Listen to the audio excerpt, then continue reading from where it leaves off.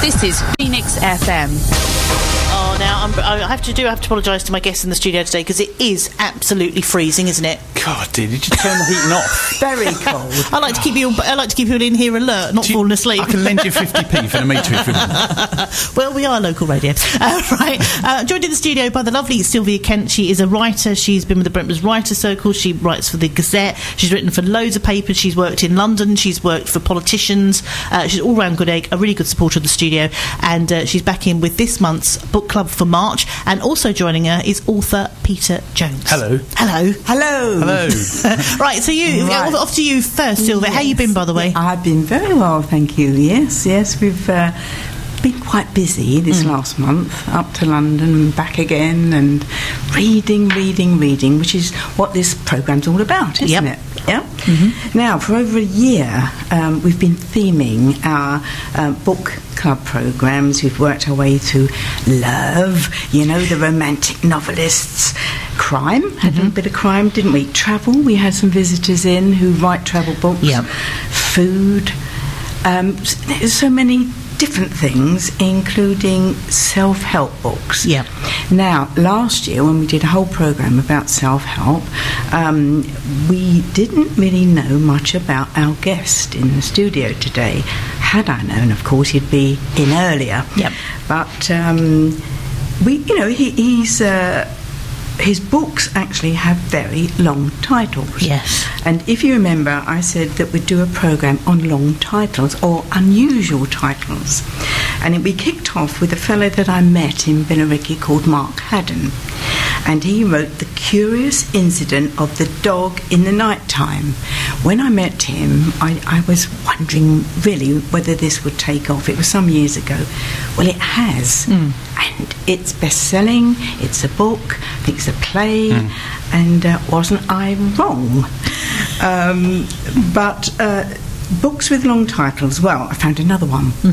Ali Carter, who wrote, I would tell you I love you, but then I would have to kill you. Oh, it sounds like my chat-up line, actually. Sorry.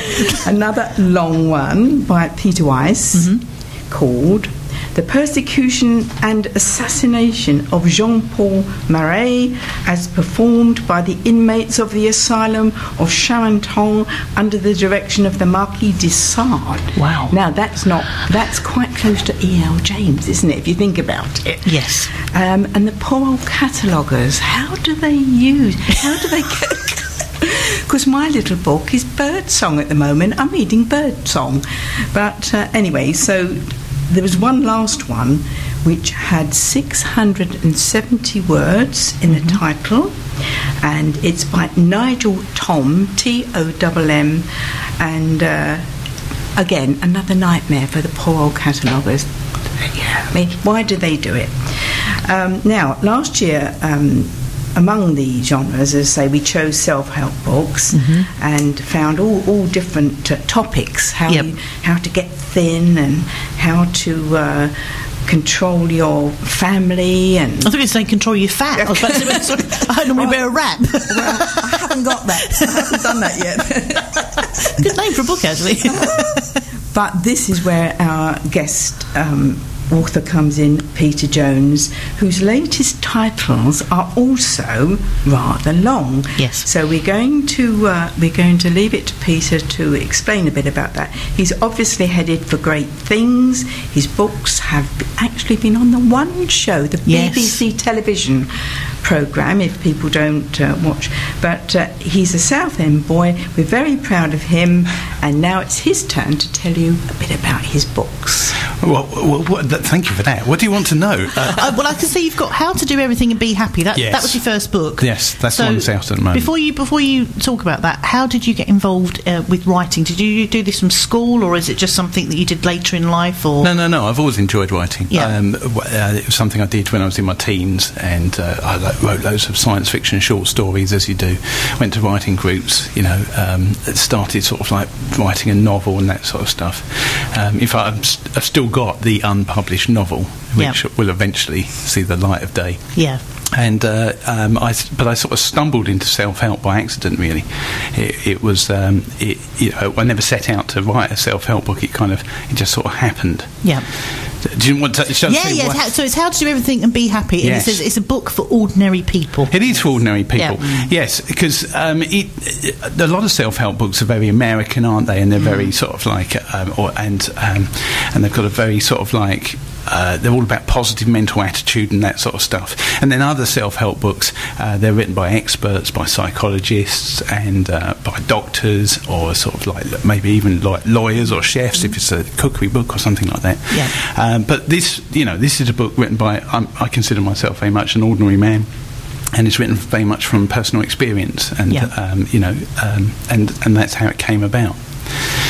The book title, as Sylvia said, very long, How to Do Everything and Be Happy. And that came about because originally what I wanted the title of the book was How to Be Happy. Yeah. And that was the original title. But when I went on Amazon and had a look, there's already a book called How to Be Happy. Yep. So I thought, well, let's call it, I don't know. How to Be Happier. How to Be Happier. Well, I knew that I needed happy in the title, and I knew I needed happier or happiness in the subtitle. Happier I'm not sure that many people would look for a book with happier in it, because I'm thinking of Google and the internet and those sort of things. So I tried So You Want to Be Happy, and blow me down, there's a book called So You Want to Be Happy. Which made you unhappy, really. Yeah, it did. So in the end, I started looking through all the happy books that are available, and I noticed that they all had they were specifically aiming at certain types of people. So there was like how to be a single mother and be happy, or how to be a boss and be happy, or how to exercise or how to lose weight and be happy. There were all sorts of different things, and I thought, well, what's my book about? Who am I aiming it at? Yeah. And I thought, well, my book is about getting so much more out of life and doing all those things you've always wanted to do and that sort of stuff. So that's why I called it How to Do Everything and Be Happy. Yeah. Now you've got here, it's for people who've been ambling along and wondering why they're not just a bit happier. Yeah. It's a book for most people. It's a book for you. So can you give us? We want you to go out and buy it, and we're not going to give you loads of stuff away. But just give us. Can you give us one little tip? It doesn't have to be the main one, but is there like a little tip you can give us? You say, buy the book, and then you'll find out. One little tip in the book. Well, I think a large part of the book is talking about what do you want in working out what you want. When we're kids, people are always asking us what we want. They say, what do you want for Christmas? What do you want for tea? What do you want to do at the weekend?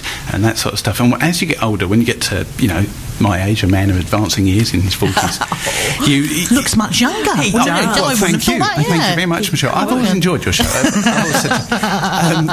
You tend to lose sight of that, because you've got work, and you've got kids and your spouse, and maybe you've got an elderly relative you're looking after, and after a while we tend to plan ourselves out of our lives, and very soon you sort of forget about yourself completely. And so quite a lot of the book is about identifying what you want. And what I do in my workshops now is I get people to start making a list. And I'm not talking about anything big, If you want to sort of, if all you really want to do is sit on the settee and watch EastEnders and eat chocolates, then write that down. Don't stare at me when you're saying that either. And so if you want one tip, if your listeners want one tip, it's just spend 5 minutes, just grab a blank piece of paper, sit down, make as long a list as you possibly can, and think of what you want, or what is when I say to you, what do you want? Write that down. Yeah. Now the other books you've got how. Now I read these book titles out this morning. It was literally like my life. It was How to Eat Loads and Stay Slim, which is a very interesting concept because it's not in the traditional sense. It's a book packed full of thought-provoking, scientifically provable ideas, all that move around here, and changes to make your life increase your chances of being slim. Yeah. Did you ever have a problem with weight yourself? I'm not saying because you're very tall, so I wouldn't. I mean when I was in my 20s, I was like a stick insect. I was able to hide behind lampposts and squeeze through railings and stuff like that. And I thought I would always be that size for the rest of my life. And then I met my wife. and that was a mistake from a weight point of view. Because I started to sort of expand and expand and expand. And with happiness. And she would fondly rub what she called the Buddha belly. And when I actually announced to colleagues that I was getting engaged, and a colleague turned around to me and said, well, when are you going on your diet? Which I thought was a bit of a strange... rude. What a strange thing to say. Rude, yes. And I said, what do you mean? And she said, well, you'll never be as thin as the day when you walk down the aisle. Yeah. And so I looked at the clock, or the calendar, and thought, my goodness, I've got 2 or 3 months to lose what I still thought of as extra. Yeah. And so I started, running at lunch times and, trying to lower my fat intake and only eat carbs or only eat fats or all these different sort of things you could do, and none of them seemed to work. And eventually I thought to myself, because, I'm a bit of a nerd, a bit of a geek at heart, and I thought there has to be a better way of losing weight. So I went in search of it. Yeah. And the How to Eat Loads and Stay Slim, at least half of it are my ideas on how you can do that. But it's a book that's jointly written with the author Della Galton as well, and she comes and she's got her experience and her side of how she achieves eating loads and staying slim. Excellent. Right, we will be coming back. Just got to do a quick bit of travel and some events for you. And we're going to be talking, this was the one, how to survive online dating. Well, if you've been out with me, you probably haven't. You're probably buried somewhere outside in my garden, along with a lot of cats and tortoises and things. But anyway, we're going to be speaking to Peter Jones about his new book, which is coming out, How to Survive Online Dating. And we'll also be chatting more to Sylvia about the book club. And she's also going to be talking about the book festival and is it the Writers' Circle? I've got it wrong again. Yeah. That's it, Writers' Circle. We're talking about that too. Sorry, I'm going to Sylvia's for lunch after this, so I'm thinking about roast beef at the moment. Right, here's some travel for you. Now, slowly freezing to death with me in the studio. At least we'll go together and be happy.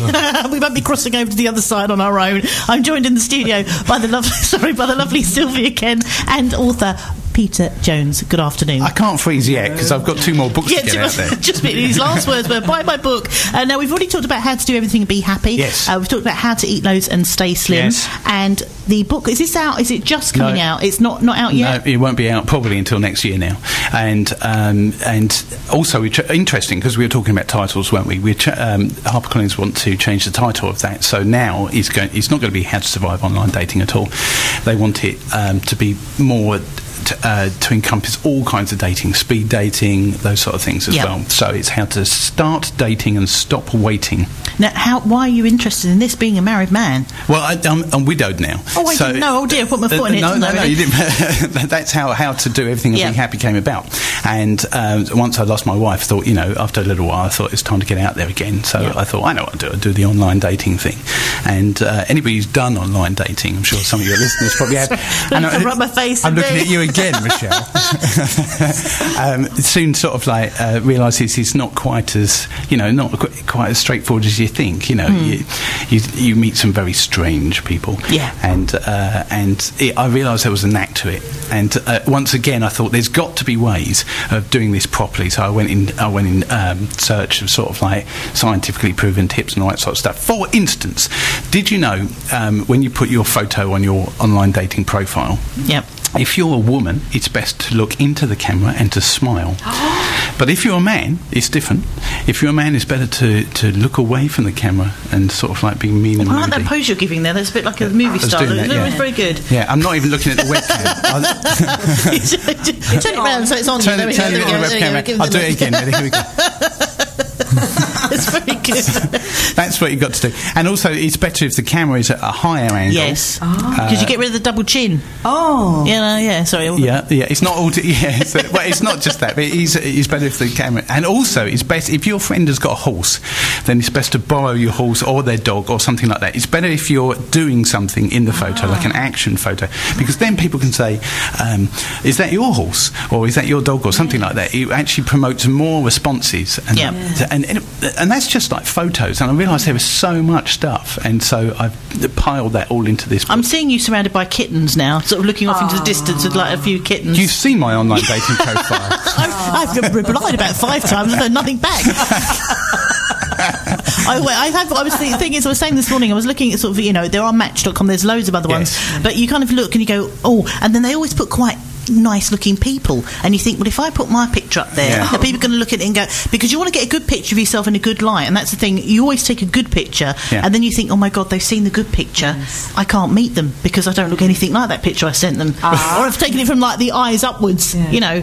Well, there's those people who just did a close-up eyeball picture, aren't there? Is that you?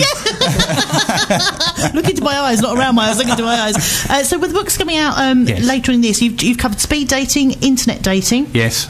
I've got all of that in there. Also, like, what clothes to wear and that sort of stuff. All of that, all those things. And subjects not to talk about as well, probably when you're on your first date. Yes, I've got all of that in there. In fact, as I've been writing the book, I realise he's going to be almost twice the length of How to Do Everything, Be Happy. I didn't think there was enough material, but there is stacks, absolutely stacks. And have you researched this all yourself, or have you got other people involved? No, it's nearly all from personal experience and that sort of stuff. And because, like I said earlier, I'm a bit of a nerd, a bit of a geek, and I just love I go in search of those little weird scientific papers, because you'd be surprised how many different studies that they do out there on all different subjects, and all of that information you can use. For instance, when you're writing, there's a Professor Richard Wiseman.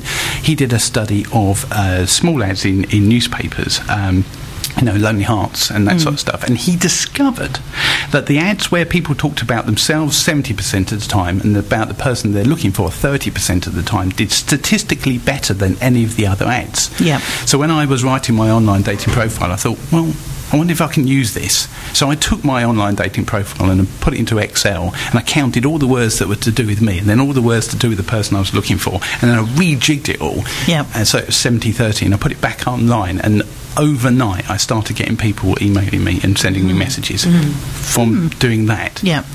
And so it's all stuff like that in the book.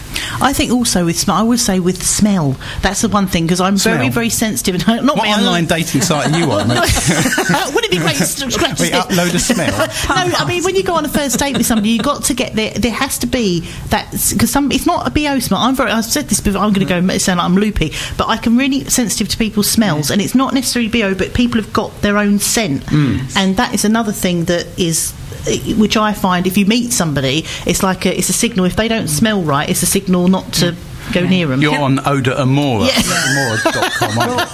That almost worked, that joke. I mean, that's pheromones, isn't it? Yes, And cats and dogs do that too, don't they? So, I'm learning today. Yeah, sorry, don't write a feature and don't put that part of the book. I'm learning. If you smell, don't go out. That'll be one chapter, just finished. Yeah. So you can get all the books, but you can get the first two books, obviously they're on Amazon, Kindle. How to Do Everything and Be Happy is out there now. How to Eat Loads and Stay Slim, we are hoping will be out in next month. We're in March, aren't we? Hoping it'll be out late April, something like that. Ready for the summer. Yeah. I met Audible yesterday, the audiobook people, and they were talking about doing it as a month exclusive as an audiobook, and then it will come out in all other formats. I would love that. Do you like audiobooks? Yes, I do. Well, because when I'm ironing and reading and that's it, or driving in the car, they're great, aren't they? Yeah, absolutely. And then the last one, How to Start Dating and Stop Waiting. Hopefully that'll be out early part of next year. Yeah. Excellent. That should go viral. We were talking about these odd words, weren't we? That will go viral because everyone wants to meet someone. Love and be loved. We always say, don't we? Because if you're overweight, unhappy and lonely, I'm your guy. He's looking at me. That's summed up my life in a few words. Sylvia, we were talking about the longest titles of books earlier, which you come up with some fantastic ones. And if you missed the beginning bit of the interview, don't worry, because it will be up on the website as well. Good. Peter, now you do workshops as well. Yes. We have Happy Club in Southend, which is the last Thursday of every month. And we do that at the Therapy Life Centre, which is just down the road from Southend General Hospital. Yep. But if you want more details, if you go to howtodoeverythingandbehappy.com, you can find details there. And it's really good fun. It's just £12 on the door, a couple of hours, and we cover all the different tricks and tips that are in the book. But you don't have to have read the book first. And I'll tell you, we've been going there for a couple of months, and it's a really good crowd of people. It's really good fun. If you want to follow Peter on Twitter, it's Peter Jones AUTH. There we go. I was trying to pronounce it, but I wasn't going to be very good. And also you can check out Peter's blog. It's peterjonesauthor.com as well. And don't forget, it's howtodoeverythingandbehappy.com. Yep. There we go. That's the one. Brilliant. And Sylvia, Yes. we were just going to talk about the book festival because that's still Yes. on at the moment. It's going very well. Tomorrow night at the Ursuline in Brentwood, we've got What Next for Essex? From Essex Man to Towie and beyond. Now, we've got everyone coming. All my mates are there, all Yep. at the front. I'm going in the green room, I think. Martina Cole. We've got the Essex Simon Hepper. He's going to bring up some subjects. Head teacher Vic Goddard on that television programme, Educating Essex. We've got the Gazette editor, my editor, Neville Wilson, and University of Essex researcher talking about place and social class. That's going to be a good one. And it's chaired by another friend, Malcolm Burgess, whom Yeah. I brought when we were doing travel. Yes. He does wonderful books. He's just got one on St. Petersburg, Russia. Yeah. Before that, loads and loads of other books. So that's at the Brentwood Ursuline Convent tomorrow night, 7 o'clock. Tickets £4 for concession, £5 for ordinary people, not old age pensioners. And to book tickets, box office 01206 573948. I hope there are some tickets if people want to come along, and they'll see us because we're all going as a big bunch. Yeah. So that should be fun. But Martina, as you know, is an Essex girl. Yeah. Has done so well over 20 years, and I took some original pictures, and I've got them in my bag now. Oh, right. And I shall take them along tomorrow evening and have a little chat.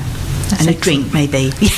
And some nuts. Well, I'm looking forward to because I'm going back to yours. Yes, going back to yours for some yes, lunch. some grub. Yes. Yum, yum, yum. Yeah. You warmed up, Peter. You still got your scarf on. You didn't bother to take your coat off, did you? Really? No, I warmed up a bit. Don't want to make yourself too much at home. So I was just asking, we're talking about sort of dating. Have you got, just very quickly, we're coming up to the news, have you got a worst, I mean, for you, Sylvia, you've been married for years and you're very happy, but have you got a terrible dating sort of story from when you were... I've had some really bad ones. And if he's listening, I mean, I've never really told him, but it's a long time. It's half a century ago. But, you know, I keep a diary. Yep. So one day you're going to expose everybody. One day and I was 26 years working for Hansard in Westminster, so I've got all those stories. But anyway, yeah, you know, if you find someone, it's lovely and you can be yourself. All this first meeting business is a little bit forced, isn't it? Don't you think, a little bit? Yeah. Have you been chatting online and you've built up a relationship where you've not really seen each other on Skype or anything else, and then you go, oh, it's lovely to meet you, and you look and they've got a funny eye or something. It's just, something's wrong. Yeah. That's when and they're sitting there looking at you with love in their eyes. You're like, I want to leave immediately out of the window. Yes. And I know somebody that did that, went to the loo during, that dreadful, That is very cruel. and climbed out the window. I've written a story about that. I write short stories too. But that is so cruel, isn't it? It's funny, but I mean, it wouldn't be if it happened to me. You've still I got the wouldn't have been- scratches on your arms from when you... There's not a window big enough for me to get through. Sorry. Have you got any stories? And have you got any horror stories? I could not possibly. Well, I mean, don't kiss and tell. I mean, you know, I've had dates where I've turned up and clearly, and the lady I've met, you know, I thought, you look like the older sister of the person on the, you know, and obviously the pictures that they've been using were, you know, 10 years old. Oh, mum. Yeah. So, but yeah. I'm going to say, and Nan. mother. I'm actually very fortunate. I don't think I've really had that many bad dates. But everybody's got a nightmare story. Sort of. In fact, when I was writing the book, loads of people said, "Oh my goodness, have I got some stories for your book?" I know, and I could honestly write another book based on all the. That'd be quite good. Now that's an idea. Disastrous dates. That's my idea. I'm bagging that one. Copyright. I don't think I've had enough. Well, I have had quite a few. I did hear of one story actually over in America where a man had been speaking to a woman for about a year on the internet. This was before Skype, so it was just purely on the internet. Yeah. She sent him over a picture. Anyway, they met up. She got off the plane. He was 30. She was 60. Yeah. And she said, I thought that because we got on so well, you wouldn't mind. And he went, no. He said, no, that you weren't truthful. And that was the end of that. She sent a picture of somebody else. Yes. No way. And he'd fallen in love, more or less fallen in love with the person, but, you know, didn't obviously like the shell. Yes. Yeah. There we go. What can you say? May I say, don't judge a book by its cover. No. And that's what we're Hang on, talking about. this is a book program, and people do judge books by covers and titles. I like your title. I mean, it's this man jumping through a star. Yeah, I mean, that's the first lovely. edition. Then we changed it for this one. We went for let's the have a more look. obvious Oh, smiley yeah. face. We've got a smiley face. Couldn't use that a few years ago. What's you know that? why? What, don't because of you? acid?